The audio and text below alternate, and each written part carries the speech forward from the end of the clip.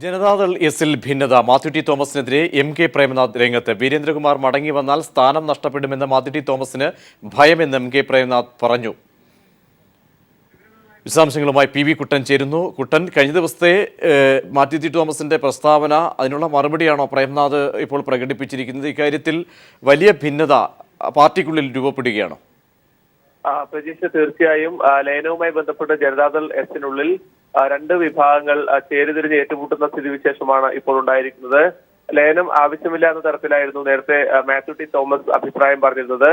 എന്നാൽ ഇത് പൊതു വികാരത്തിന് എതിരാണ് എന്നും കഴിഞ്ഞ ജനതാദൾ എസിന്റെ കഴിഞ്ഞ യോഗത്തിൽ രണ്ട് ജനതാദളും ലയിക്കണമെന്നായിരുന്നു പൊതു തീരുമാനം ഉണ്ടായിരുന്നതെന്നും എന്നാൽ മാത്യു ടി തോമസ് ഇപ്പോൾ ഈ തീരുമാനം മാറ്റിപ്പറഞ്ഞത് എന്ത് അഭിപ്രായത്തിലാണെന്ന് തനിക്ക് അറിയില്ല എന്നുമാണ് മുതിർന്ന നേതാവ് കെ പ്രേമനാഥ് ഇപ്പോൾ പറഞ്ഞിരിക്കുന്നത്. അദ്ദേഹം രാവിലെ പി വീരേന്ദ്രകുമാറുമായി കൂടിക്കാഴ്ച നടത്തുകയും ചെയ്തു. അതിനുശേഷമാണ് മാധ്യമപ്രവർത്തകരോട് ഇത്തരമൊരു പ്രതികരണം നടത്തിയിരിക്കുന്നത്.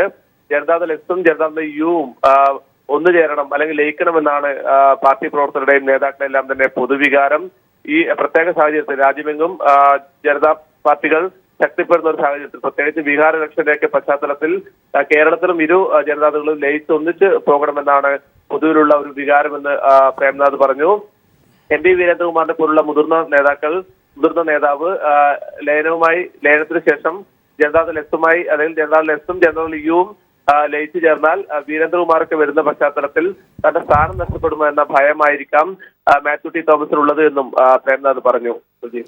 കുട്ടൻ, പൊതുവികാരം ഒരുപക്ഷെ കമ്മിറ്റിയിലെ ഭാരവാഹികളുടെ, സംസ്ഥാന ഭാരവാഹികളുടെ അടക്കം ഭൂരിപക്ഷവും ലയനത്തിന് വേണ്ടി നിലകൊള്ളുന്ന ആളുകളാണ്. അവിടെയാണോ ഒരുപക്ഷെ മാത്യു ടി തോമസിന്റെ നിലപാട് ഇങ്ങനെ വരികയും ചെയ്യുന്നത്? എത്രത്തോളം സ്വീകാര്യത ഉണ്ട് മാത്യു ടി തോമസിന്റെ നിലപാടും ഒപ്പം തന്നെ ഈ ദേശീയ തലത്തിലുള്ള ഈ ഒരു ഒത്തുചേരലിനും? കെ പ്രേമനാഥ് പറഞ്ഞിരിക്കുന്നത് യോഗത്തിൽ പങ്കെടുത്ത ഭൂരിഭാഗം പ്രവർത്തകരുടെയും അഭിപ്രായം ലയിക്കണമെന്ന് തന്നെയായിരുന്നു.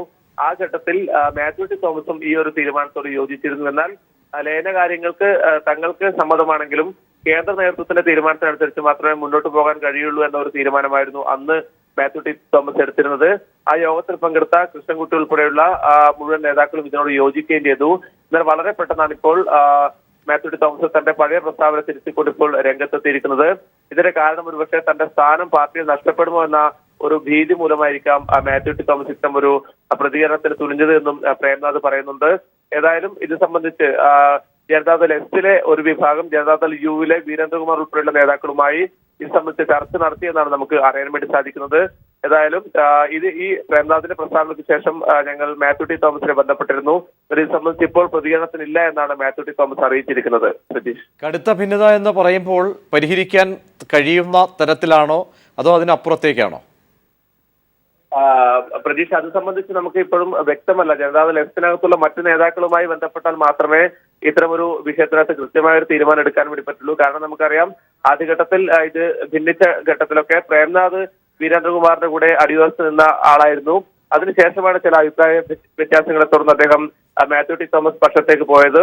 ഇപ്പോൾ തിരിച്ച് അദ്ദേഹം ഇങ്ങോട്ട് വരാനുണ്ടായിരിക്കും സാഹചര്യം. അദ്ദേഹം ഏതാണ്ട് പൂർണ്ണമായും പി വീരേന്ദ്രകുമാർ പക്ഷത്തോട് ചായ്വ് പ്രകടിപ്പിക്കുന്ന രീതിയിലാണ് മാധ്യമങ്ങളോട് സംസാരിക്കുന്നതിൽ ഏതാണ്ട് എല്ലാ സമയത്തും അദ്ദേഹം അത്തരം നിലപാട് തന്നെയാണ് സ്വീകരിച്ചിരിക്കുന്നത്.